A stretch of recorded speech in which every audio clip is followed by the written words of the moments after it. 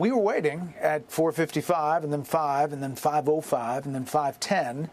At 5:17, the vice president walked out. So it did feel a little bit like they're icing the kicker or trying to. Fox News anchor Brett Baier suggested Vice President Kamala Harris tried to catch him off guard ahead of her interview with the conservative host. Baier said the atmosphere was tense as the Fox production team waited for Harris to show up. Her late arrival pushed the limits for the network to get the interview up and running for the 6 p.m. airtime. It was a little tense because we had a time deadline, and it started later.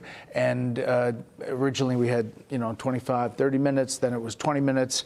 They were watching the clock, yes. And so we had to speed things up at the end. When the interview finally got started, it turned into a contentious debate at times, with Baier pressing Harris on the rise in illegal immigration over the past 3 years. How many illegal immigrants would you estimate your administration has released into the country over the last 3.5 years? Let's just get to the point, okay? The point is that we have a broken immigration system that needs to be repaired. So your Homeland Security Secretary said that 85% of apprehensions. I'm not finished. We have it's a rough estimate of 6 million people have been released into the country. And let me just finish. I'll get to the question, I promise you. I was beginning to answer. Another rough patch in the interview came when Baier asked if the vice president still supports using taxpayer dollars to fund transgender operations for prison inmates. Would you still advocate for using taxpayer dollars for gender reassignment surgeries? I will follow the law, just as I think Donald Trump would say he did.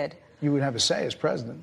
Like I said, I think he spent $20 million on those ads, trying to create a sense of fear in the voters because he actually has no plan in this election that is about focusing on the needs of the American people. Baier showed frustration as he felt the need to interrupt and ask more questions. I knew right away when we started asking questions, that this was kind of a sense that she was going to keep on talking, and that if I wanted to get through and redirect, I was going to have to interrupt. I don't particularly love to do that, but if I didn't do it, there may have been, 4 answers in the interview.